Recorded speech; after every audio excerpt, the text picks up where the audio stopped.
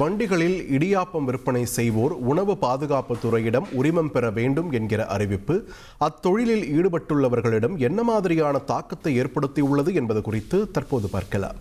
தயாரிப்புக்கு தான் அந்த ஒரு இது வச்சுருந்தாங்க, அதை நாங்கள் எடுத்துருக்குறோம், நாங்கள் பண்ணிகிட்டு இருக்கிறோம்.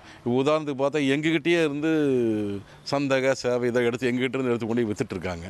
அப்போ அப்படி அந்த மாதிரி விற்றுட்டு இருக்கிறவங்களுக்கு சர்டிஃபிகேட் நாங்கள் எடுத்து தான் வச்சுருக்கிறோம். ஆனால் அவங்களுக்கு அதை ஏதாவது அவங்க கொடுக்குற பேக்கெட்லேயும் எங்களோட எஃப்எஸ்எஸ்ஐ சர்டிஃபிகேட் தான் அதில் இருக்குது, அவங்க கொண்டு வர பேக்கெட்லேயும். அதனால் அது அவங்களுக்கு நெசசரிங்கிறது ஒன்றும் எனக்கு ஏன் இதை வச்சுருக்காங்கங்கிறது தெரில எனக்கு. ஏன்னா அது கொடுக்குற பேக்கெட்டில் நாங்கள் FSSI manufacturing date, expiry date எல்லாமே போட்டு தான் நாங்கள் கொடுக்குறோம். அப்படிங்கும்போது அவங்களுக்கு தனியாக ஒரு எஃப்எஸ்எஸ்ஐ சர்டிஃபிகேட் எடுக்கிறது அது எதுக்கு அப்படிங்கிறது எனக்கு அது ஒரு முக்கியமாங்கிறது எனக்கு படலைங்க எனக்கு. ஆனால் எங்களை மாதிரி இருந்த ஆள்கிட்ட எடுத்துக்கொண்டு வரவங்களுக்கு, சேல் பண்ணுறவங்களுக்கு அவங்களுக்கும் எஃப்எஸ்எஸ்ஐ சர்டிஃபிகேட் வேணுங்கிறது கொஞ்சம் எதுக்குன்னு தெரியல எனக்கு சரியாக. அது தேவையில்லைன்னு எனக்கு நினைக்கிறேங்க. 2 ரூபாய் எடுத்து வியாபாரம் பண்ணிகிட்டு இருக்கிறேன். இப்போ நான் போகிறது அதுக்குமே வியாபாரத்தில் போட்டி மேலே போட்டியாக இருக்குது. நாங்கள் போகிறது ஒரு 4 தெருவு தான். இந்த 4 தெருவுக்கு வியாபாரம் பண்ணுறேன். லைசன்ஸ் எடுத்துன்னா அது எனக்கு கட்டுப்படி ஆகாது. இப்போ நான் சைக்கிளில் போகிறேன், 2 வீலரில் போகிறேன், ஜென்ஸுங்க எடுத்துருவாங்க. இந்த பொம்பளைங்க வயசான அம்மாலாம் வந்துக்கிட்டு தலையில் வச்சுக்கிட்டு வியாபாரத்தை பண்ணிட்டு இருக்காங்க. அவங்களுக்காக எப்படி லைசன்ஸு? அவங்களுக்கு வீட்டில் உட்காந்தா ஒரு செலவுக்கு ஆகுமே தான் அவங்க போயிட்டு இருக்கிறாங்க. நடமாட வியாபாரம் மாதிரி பொம்பளைங்க, லேடிஸ் தான் ஏகப்பட்டது விற்கிறாங்க. ஆம்பளைங்கள்லாம் இது கம்மி தான்.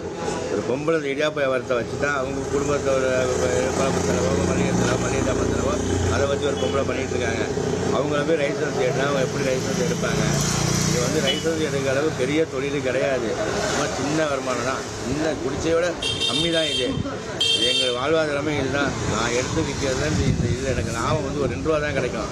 ஒரு 4 வீட்டில் கொடுத்தா ஒரு 10 ரூபாய் கிடைக்கும். இந்த 10 ரூபாயை வச்சு தான் நான் அதை வச்சு தான் இன்னொரு 10 ரூபா சேர்க்கணும். இது நான் லைசன்ஸ் எடுத்துட்டேன்னா, இது லைசன்ஸ் எடுக்கிற செலவாச்சுன்னா இது இந்த லைசன்ஸ் யார் நீங்கள் எடுத்து கொடுப்பீங்களா?